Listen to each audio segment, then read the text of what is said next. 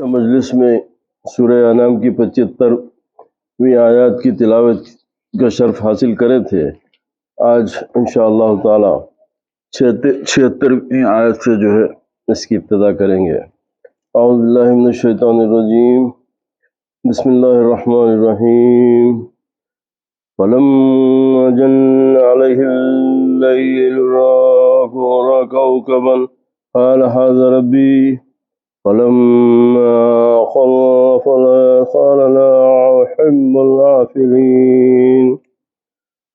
اور ابراہیم علیہ السلام اور ان کے والد کے درمیان جو گفتگو تھی اسی کے تسلسل میں یہ آیت بیان کی جا رہی ہے کہ پھر جب ان پر رات نے اندھیرا کر دیا تو انہوں نے ستارہ دیکھا، کہا یہ میرا رب ہے۔ پھر جب وہ ڈوب گیا تو کہنے لگے میں ڈوب جانے والوں کو پسند نہیں کرتا۔ اب اس کی تفسیر میں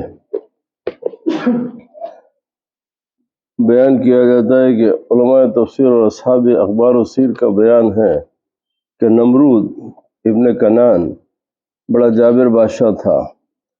سب سے پہلے اسی نے تاج سر پر رکھا۔ یہ بادشاہ لوگوں سے اپنی پرستش کرواتا تھا۔ کاہن اور نجومی کثرت سے اس کے دربار میں حاضر رہتے تھے۔ نمرود نے خواب دیکھا کہ ایک ستارہ طلوع ہوا ہے، اس کی روشنی کے سامنے آفتاب ماہتاب بالکل بے نور ہو گئے۔ اس سے وہ بہت خوف زدہ ہوا۔ کاہنوں سے تعبیر دریافت کی۔ انہوں نے کہا کہ اس سال تیری قلمرو میں یعنی تیری سلطنت میں ایک فرزند پیدا ہوگا جو تیرے زوال ملک کا باعث ہوگا اور تیرے دین والے اس کے ہاتھ سے ہلاک ہوں گے۔ یہ خبر سن کر وہ پریشان ہوا اور اس نے حکم دے دیا کہ جو بچہ پیدا ہو قتل کر ڈالا جائے اور مرد عورتوں سے علیحدہ رہیں، اور اس کی نگہبانی کے لیے ایک محکمہ قائم کر دیا گیا۔ اب تقدیرات الہی کو کون ٹال سکتا ہے؟ حضرت ابراہیم علیہ السلام کی والدہ ماجدہ حاملہ ہوئی اور کاہنوں نے نمرود کو اس کی بھی خبر دی کہ وہ بچہ حمل میں آ گیا، لیکن چونکہ حضرت کی والدہ صاحبہ کی عمر کم تھی، ان کا حمل کسی طرح پہچانا ہی نہ گیا۔ جب زمانہ ولادت قریب ہوا تو آپ کی والدہ اس تہہ خانے میں چلی گئیں جو آپ کے والد نے شہر سے دور کھود کر تیار کیا تھا۔ وہاں آپ کی ولادت ہوئی اور وہیں آپ رہے۔ پتھروں سے اس تہہ خانے کا دروازہ بند کر دیا جاتا تھا۔ روزانہ والدہ صاحبہ دودھ پلا آتی تھیں اور جب وہاں پہنچتی تھی تو دیکھتی تھی کہ آپ اپنی سر انگشت چوس رہے ہیں اور اس سے دودھ برآمد ہوتا تھا۔ آپ بہت جلد بڑھتے تھے، 1 مہینہ اتنا جتنے دوسرے بچے 1 سال میں۔ اب اس میں اختلاف ہے کہ آپ تہہ خانے میں کتنا عرصہ رہے۔ بعض کہتے ہیں 7 برس، بعض 13 برس، بعض 17 برس۔ یہ مسئلہ یقینی ہے کہ انبیاء ہر حال میں معصوم ہوتے ہیں اور وہ اپنی ابتدائے ہستی سے تمام اوقات وجود میں عارف ہوتے ہیں۔ ایک روز حضرت ابراہیم علیہ السلام نے اپنی والدہ سے دریافت فرمایا، میرا رب یعنی میرا پالنے والا کون ہے؟ انہوں نے کہا میں۔ فرمایا تمہارا رب کون ہے؟ انہوں نے کہا تمہارے والد۔ فرمایا ان کا رب کون ہے؟ اس پر والدہ نے کہا خاموش رہو، اور اپنے شوہر سے جا کر کہا کہ جس لڑکے کی نسبت یہ مشہور ہے کہ وہ زمین والوں کا دین بدل دے گا، وہ تمہارا فرزند ہی ہے، اور یہ گفتگو بیان کی۔ حضرت ابراہیم علیہ السلام نے ابتدا ہی سے توحید کی حمایت اور عقائد کفریہ کا ابطال شروع فرما دیا، یعنی اس کا انکار۔ اور جب ایک سوراخ کی راہ سے شب کے وقت آپ نے زہرہ یا مشتری ستارے کو دیکھا تو اقامت حجت شروع کر دی، اب اپنا کام شروع کر دیا، کیونکہ اس زمانے کے لوگ بت اور کواکب یعنی ستاروں کی پرستش کرتے تھے، تو آپ نے ایک نہایت نفیس اور دل نشین پیراہا میں انہیں نظر و استدلال کی طرف رہنمائی کی، جس سے وہ اس نتیجے پر پہنچے کہ عالم بتمام ہی حادث ہے۔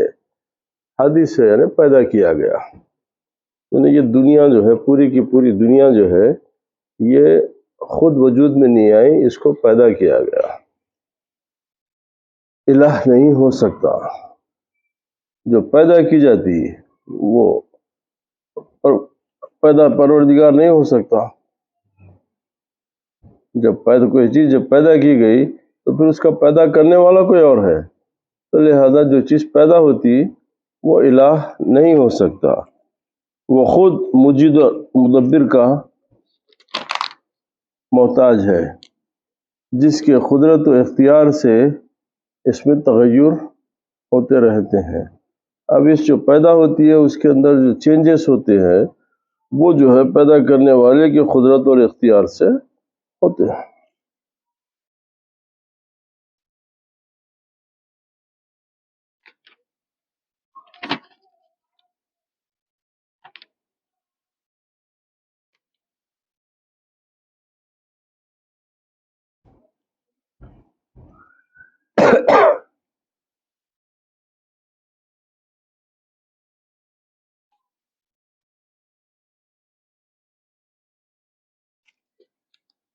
فلما رأى القمر بازغا قال هذا ربي فلما أفل قال لئن لم يهدني ربي لأكونن من القوم الضالين۔ پھر جب چاند کو چمکتے دیکھا کہا یہ میرا رب ہے، پھر جب وہ غائب ہو گیا تو کہنے لگے اگر میرا رب مجھے ہدایت نہ فرماتا تو میں بھی ضرور گمراہوں کی قوم میں سے ہو جاتا۔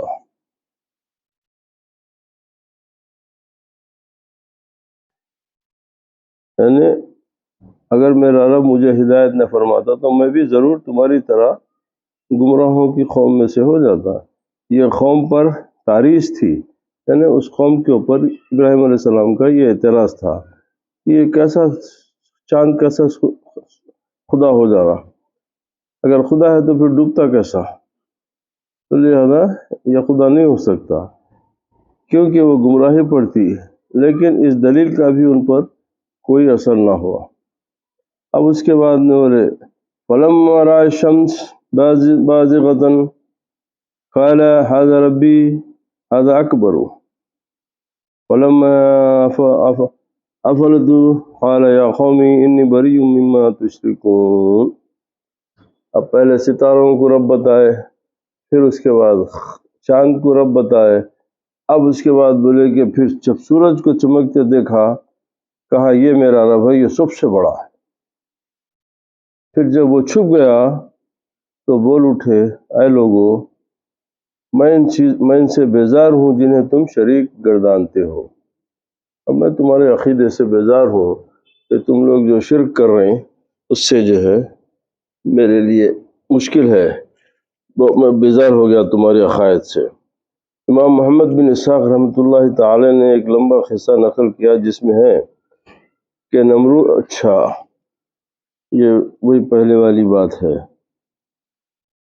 یہ ستارہ پرست بھی تھے، ساتوں ستاروں کو جو چلنے پھرنے والے ہیں پوچھتے تھے، چاند، عطارد، زہرہ، سورج، مریخ، مشتری، زحل، ان کے نزدیک سب سے زیادہ روشن سورج ہے، پھر چاند، پھر زہرہ۔ بس آپ نے ادنا سے شروع کیا اور اعلیٰ تک لے گئے۔ یعنی چھوٹے ستارے سے بات شروع ہوئی، اعلیٰ سورج تک لے کے چلے گئے۔ پہلے تو زہرا کی نسبت فرمایا کہ وہ پوجا کے قابل نہیں، کیونکہ یہ دوسرے کے قابو میں ہے، یہ مقررہ چال سے چلتا ہے، مقررہ جگہ پر چلتا ہے، دائیں بائیں ذرا بھی کھسک نہیں سکتا، تو جبکہ وہ خود بے شمار چیزوں میں سے ایک چیز ہے، اس میں روشنی بھی اللہ کی دی ہوئی ہے۔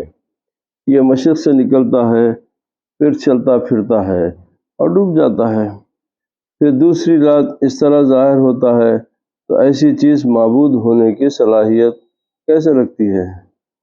پھر اس سے زیادہ روشن چیز یعنی چاند کو دیکھتے ہیں اور اس کو بھی عبادت کے قابل نہ ہونا ظاہر فرما کر پھر سورج کو لیا اور اس کی مجبوری اور اس کی غلامی اور اس کی مسکینی کا اظہار کیا اور کہا کہ لوگو، میں تمہارے ان شرکاء سے، ان کی عبادت سے، ان کی عقیدت سے، ان کی محبت سے دور ہوں۔ سنو، اگر یہ سچے معبود ہیں اور کچھ قدرت رکھتے ہیں تو ان سب کو ملا لو، اور جو تم سب سے ہو سکے میرے خلاف کر لو۔ میں تو اس اللہ کا عابد ہوں جو ان مصنوعات کا صانع ہے، ان کو بنانے والا ہے، ان کو پیدا کرنے والا ہے، جو ان مخلوقات کا خالق ہے، اور یہ جو بھی تخلیق ہوتی ہے وہ ہر ایک چیز کا خالق میرا رب ہے، جو ہر چیز کا مالک، رب اور سچا معبود ہے۔ اب چمکتے سورج سے دلیل الوہیت پر استدلال کا بیان۔ پھر جب سورج کو چمکتے دیکھا تو کہا یہ میرا رب ہے، اور یہاں پر ہذا کو خبر کے مذکر ہونے کے سبب لائے ہیں، کیونکہ یہ سب سے بڑا ہے۔ کہا یہی میرا بڑا رب ہے، کیونکہ یہ ستاروں اور چاند سے بڑا ہے۔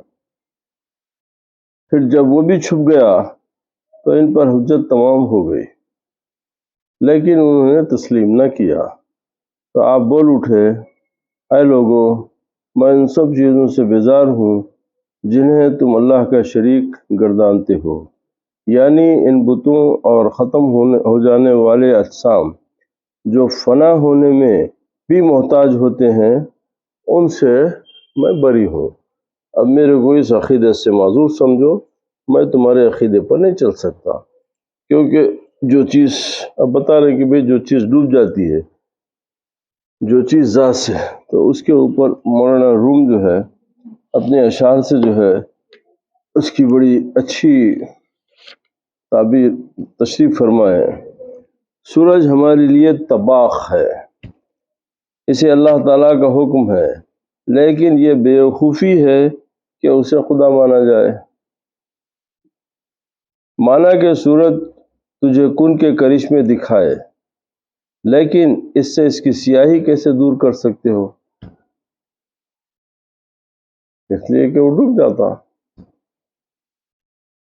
نہ تو تم اللہ تعالیٰ سے عرض کر سکتے ہو کہ اس کی سیاہی کو دور کرو تاکہ روشنائی دے، کہ جب مقررہ وقت کے اوپر جب وہ دن میں نکلتا، جب ڈوب جاتا تو پھر چاند کا طلوع ہونا ضروری ہو جاتا، تو جب وہ ڈوب جاتا تو سیاہی ہو جاتی، تو یہ دور نہیں ہو سکتی۔ اگر تجھے آدھی رات کو دکھ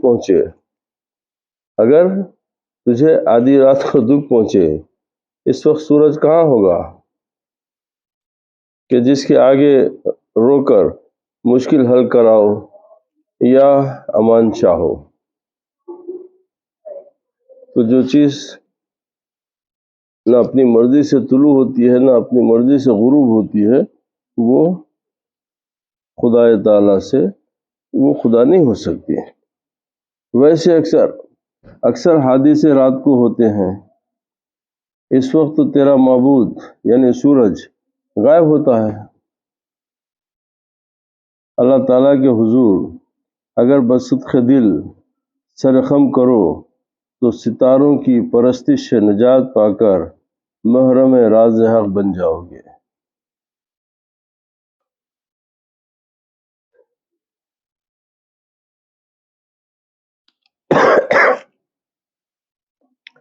انی وجہت وجہی للذی فطر السماوات والارض حنیفا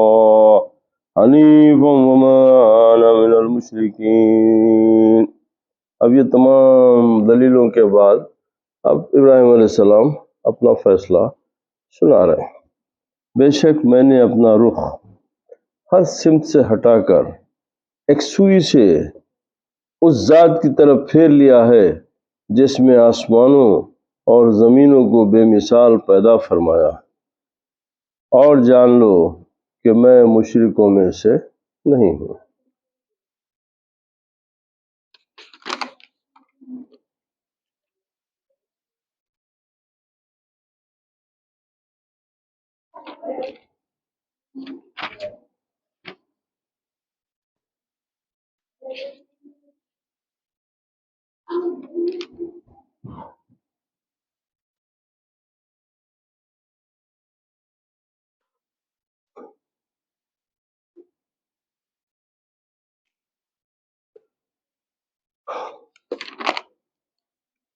وحاج قوم قال أتحاجوني في الله وقد هداني ولا أخاف ما تشركون به إلا أن يشاء ربي شيئا وسع ربي كل شيء علما أفلا تتذكرون۔ اور ان کی قوم ان سے بحث و جدال کرنے لگی، یعنی لڑائی جھگڑا کرنے لگی۔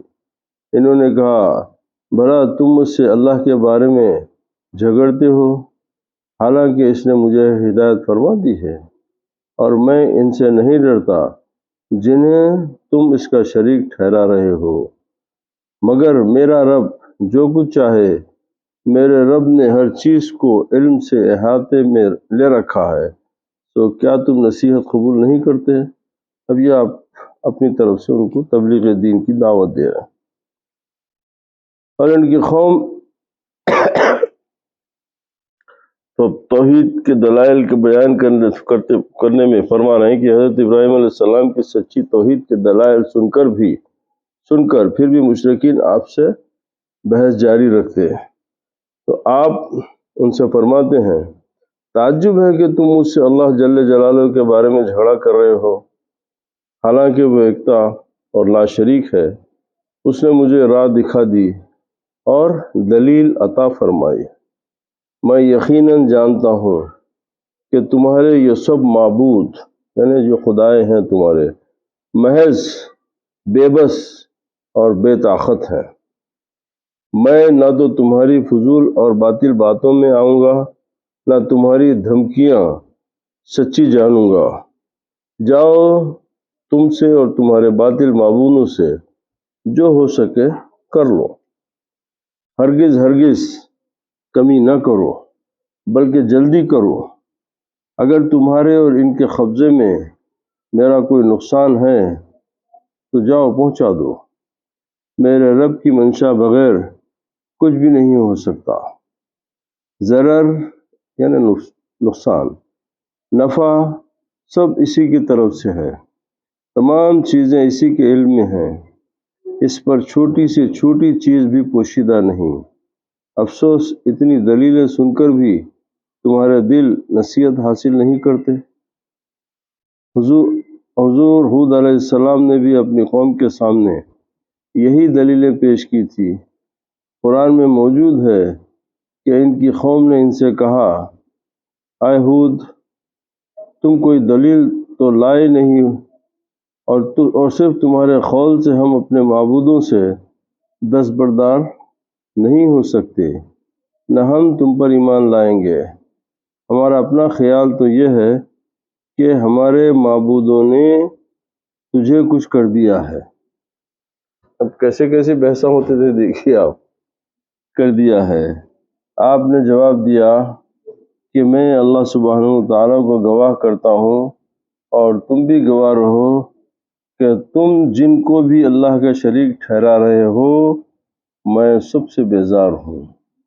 جاؤ تم سب مل کر جو کچھ مکر میرے ساتھ کرنا چاہتے ہو کر لو، اور مجھے مہلت بھی نہ دو۔ میں تو اس رب پر توکل کر لیا ہے جو تمہارا میرا سب کا پالنہار ہے، تمام جانداروں کی پیشانیاں اسی کے ہاتھ میں ہیں۔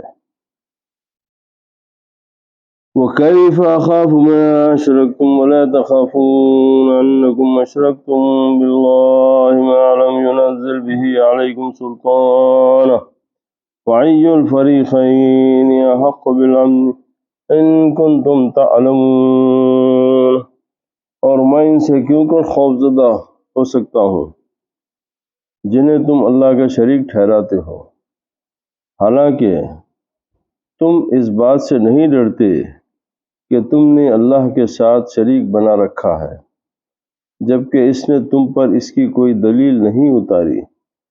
لہذا ہر دو فریق میں سے بے خوف رہنے کا زیادہ حقدار کون ہے، اگر تم جانتے ہو؟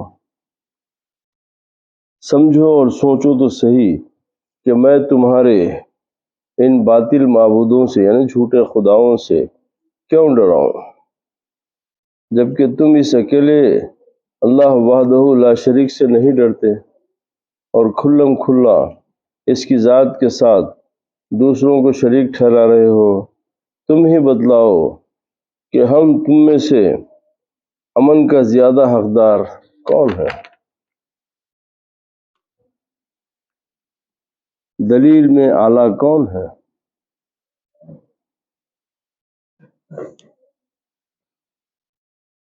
الذين آمنوا ولم يلبسوا إيمانهم بظلم أولئك لهم الأمن وهم مهتدون۔ جو لوگ ایمان لائے اور اپنے ایمان کو شرک کے ظلم کے ساتھ نہیں ملایا، انہی لوگوں کے لیے امن ہے اور وہی ہدایت یافتہ ہے۔ اب اس آیت کی شان نزول کے بارے میں حضرت عبداللہ رضی اللہ تعالیٰ عنہ فرماتے ہیں کہ جب الذین آمنوا ولم یلبسوا ایمانہم بظلم، جو لوگ ایمان لائے اور انہوں نے اپنے ایمان میں شرک نہیں ملایا، امن انہی کے لیے ہے اور وہی راہ راست پر ہیں، نازل ہوئی تو یہ مسلمانوں پر شاخ گزرا، یعنی یہ مسلمانوں کی اس بات کا تکلیف پہنچی۔ صحابہ کرام رضوان اللہ تعالیٰ علیہم اجمعین نے عرض کیا، یا رسول اللہ صلی اللہ علیہ وسلم، ہم میں سے کون ایسا ہے جو اپنے اوپر ظلم نہیں کرتا؟ آپ صلی اللہ علیہ وسلم نے فرمایا، اس سے یہ ظلم مراد نہیں بلکہ اس سے مراد شرک ہے۔ تب لوگ پریشان ہو گئے، آیت ایسی نازل ہو گئی تو شاید ہم بھی جو ہے اسی زمرے میں آ گئے۔ تو اس کی تشریح کے لیے سرکار فرمائے کہ جہاں اس آیت میں جو ظلم کی بات ہو رہی ہے وہ ظلم سے مراد شرک ہے، نہ کہ جو ظلم تم سمجھ رہے ہیں وہ ظلم سے مراد نہیں ہے۔ کیا تم نے لقمان کو اپنے بیٹے کو نصیحت نہیں سنی؟ کہا، اے بیٹے، اللہ کے ساتھ کسی کو شریک نہ ٹھہرانا، اس لیے کہ شرک ظلم عظیم ہے۔ شرک ظلم عظیم ہے۔ یہ حدیث جامع ترمذی سے لی گئی۔ بکر بن سوادہ سے روایت ہے کہ دشمنوں میں سے ایک شخص نے مسلمانوں پر حملہ کیا اور ایک شخص کو شہید کر دیا، اور پھر حملہ کیا، دوسرے کو شہید کر دیا، اور پھر ایک حملہ اور کیا تو ایک کو شہید کر دیا۔ پھر اس شخص نے کہا، کیا مجھے اس کے بعد بھی اسلام قبول کرنا نفع دے گا؟ کیا اس کے بعد میں بھی اگر میں 3 لوگوں کو شہید کر دیا نا تو بولے اس کے بعد میں بھی کیا میرا اسلام قبول کرنے سے میرے لیے کوئی نفع ہوگا؟ رسول مقبول صلی اللہ علیہ وسلم نے فرمایا، ہاں بالکل نفع دے گا۔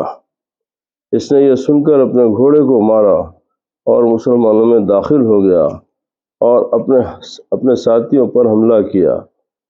چنانچہ پہلے ایک کو قتل کیا، پھر دوسرے کو، اور آخر کار شہید ہو گیا۔ راوی کہتے ہیں کہ صحابہ کرام کی رائے میں یہ آیت اسی شخص کے متعلق نازل ہوئی۔ اب یہاں پر صاحب مفسر ایک بات تفسیراً بیان فرما رہے ہیں کہ دامن مصطفیٰ صلی اللہ علیہ وسلم میں پناہ لینے والے کے قابل رشک موت کا بیان۔ حضرت ابراہیم یوں فرماتے ہیں کہ ہم لوگ رسول اللہ صلی اللہ علیہ وسلم کے ساتھ تھے۔ جب مدینہ شریف سے باہر نکل گئے تو ہم نے دیکھا کہ ایک اونٹ سوار بہت تیزی سے اپنے اونٹ کو دوڑاتا ہوا آ رہا ہے۔ حضور نے فرمایا تمہاری طرف ہی آ رہا ہے۔ اس نے پہنچ کر سلام کیا۔ ہم نے جواب دیا۔ حضور نے اس سے پوچھا کہاں سے آ رہے ہو؟ اس نے کہا اپنے گھر سے، اپنے بال بچوں میں سے، اپنے کنبے قبیلے میں سے۔ دریافت فرمایا کہ کیا ارادہ ہے؟ کیسے نکلے ہو؟ جواب دیا اللہ کے رسول صلی اللہ علیہ وسلم کی جستجو میں۔ آپ نے فرمایا پھر تو تم اپنے مقصد میں کامیاب ہو گئے، میں ہی اللہ کا رسول ہوں۔ اس نے خوش ہو کر کہا یا رسول اللہ مجھے سمجھائیے کہ ایمان کیا ہے؟ آپ نے فرمایا یہ کہہ دو کہ اللہ ایک ہے اور محمد اللہ کے رسول ہیں، اور نمازوں کو قائم رکھے اور زکوٰۃ ادا کرتے رہے اور رمضان کے روزے رکھے اور بیت اللہ کا حج کرے۔ اس نے کہا مجھے سب باتیں منظور ہیں، میں سب اقرار کرتا ہوں۔ اتنے میں ان کے اونٹ کا پاؤں ایک سوراخ میں گر پڑا اور اونٹ ایک دم سے جھٹکا لے کر جھک گیا اور وہ اوپر سے گرے اور سر کے بل گرے اور اسی وقت روح پرواز کر گئی۔ حضور نے ان کے گرتے ہی فرمایا دیکھو انہیں سنبھالو۔ اسی وقت حضرت عمار بن یاسر اور حضرت حذیفہ بن یمان اپنے اونٹوں سے کود پڑے اور انہیں اٹھا لیا۔ دیکھا تو روح جسم سے علیحدہ ہو چکی ہے۔ حضور سے کہنے لگے یا رسول اللہ یہ تو فوت ہو گئے۔ آپ نے منہ پھیر لیا، پھر ذرا سی دیر میں فرمانے لگے تم نے مجھے منہ موڑتے ہوئے دیکھا ہوگا، اس کی وجہ یہ تھی کہ میں نے دیکھا دو فرشتے آئے تھے اور مرحوم کے منہ میں جنت کے پھول دے رہے تھے۔ اس سے میں نے جان لیا کہ بھوکے فوت ہوئے ہیں۔ سنو یہ انہی لوگوں میں سے ہیں جن کی بابت اللہ تبارک و تعالی ارشاد فرماتا ہے کہ جو لوگ ایمان لائے اور اپنے ایمان کو ظلم سے نہ ملایا ان کے لیے امن و امان ہے اور وہ راہ یافتہ ہیں۔ اچھا اپنے پیارے بھائی کو دفن کرو۔ چنانچہ ہم انہیں پانی کے پاس اٹھا لے گئے، غسل دیا، خوشبو ملی اور قبر کی طرف جنازہ لے کر چلے۔ حضرت صلی اللہ علیہ وسلم قبر کے کنارے بیٹھ گئے اور فرمانے لگے بغلی قبر بناؤ، سیدھی نہ بناؤ۔ بغلی قبر ہمارے لیے ہے اور سیدھی ہمارے سواروں کے لیے ہے۔ لوگوں یہ وہ شخص ہے جس نے عمل بہت ہی کم کیا اور ثواب زیادہ پایا۔ عمل تو کیا ہی نہیں نا انہیں، بس آپ سے بولا کیا کرنا ہے، آپ بولے ایسا کرنا ہے تو ٹھیک ہے، دم نکل گیا۔ تو بولے یہ وہ شخص ہے جس نے عمل بہت ہی کم کیا اور ثواب زیادہ پایا۔ یہ ایک اعرابی تھے، دیہاتی تھے۔ انہوں نے یہ بھی کہا تھا کہ یا رسول اللہ صلی اللہ علیہ وسلم اس سلسلے کی قسم جس نے آپ کو حق کے ساتھ بھیجا ہے، میں اپنے گھر سے، اپنے بال بچوں سے، اپنے مال سے، اپنے کنبے قبیلے سے اس لیے اور صرف اس لیے الگ ہوا ہوں کہ آپ کی ہدایت کو قبول کروں، آپ کی سنتوں پر عمل کروں، آپ کی حدیثیں لوں۔ یا رسول اللہ صلی اللہ علیہ وسلم میں گھاس پھوس کھاتا ہوا آپ تک پہنچا ہوں، آپ مجھے اسلام سکھائیے۔ حضور نے سکھایا، انہوں نے قبول کیا، ہم سب ان کے گرد بھیڑ لگائے کھڑے تھے۔ اتنے میں جنگلی چوہے کے بل میں ان کے اونٹ کا پاؤں پڑ گیا۔ جنگلی چوہے کے بل میں ان کے اونٹ کا پاؤں پڑ گیا، یہ گر پڑے اور گردن ٹوٹ گئی۔ آپ نے فرمایا، اس اللہ کی قسم جس نے مجھے حق کے ساتھ مبعوث فرمایا، یہ سچ مچ فی الواقع اپنے گھر سے، اپنے اہل و عیال سے اور اپنے مال مویشی سے صرف میری تابعداری کی دھن میں نکلا تھا، اور وہ اس بات میں بھی سچے تھے کہ وہ میرے پاس نہیں پہنچے یہاں تک کہ ان کا کھانا صرف سبز پتے اور گھاس رہ گیا تھا۔ تم نے ایسے لوگ بھی سنے ہوں گے کہ جو عمل کم کرتے ہیں اور ثواب بہت پاتے ہیں۔ یہ بزرگ انہی میں سے تھے۔ تم نے سنا ہوگا کہ باری تعالیٰ فرماتا ہے، جو ایمان لائیں اور ظلم نہ کریں وہ امن و ہدایت والے ہیں۔ یہ انہی میں سے تھے۔ یہ تفسیر ابن کثیر سے انہوں نے اس روایت کو، تفسیر جلالین میں اس روایت کو نقل فرمایا۔ وآخر دعوانا الحمد للہ رب العالمین، والصلاة والسلام علی سید الانبیاء والمرسلین وعلی آلہ واصحابہ واہل بیتہ الطیبین الطاہرین۔ اللہ سبحانہ وتعالی ہم کو قرآن شریف پڑھنے، اس پر عمل کرنے کی توفیق عطا فرمائے۔ پروردگار نور قرآن سے ہمارے قلوب کو، ہمارے گھروں کو، ہماری زندگیوں کو منور فرما دے۔ اللہ تعالی ہم پہ کرم فرمائے، رحم فرمائے، اور اس کی برکتوں سے ہمارے گناہوں کو معاف فرما دے، ہم کو صراط مستقیم عطا فرمائے، وہ راستہ جو اللہ، اس کے رسول اور اس کے محبوب کو پسند ہو۔ وآخر دعوانا الحمد للہ رب العالمین۔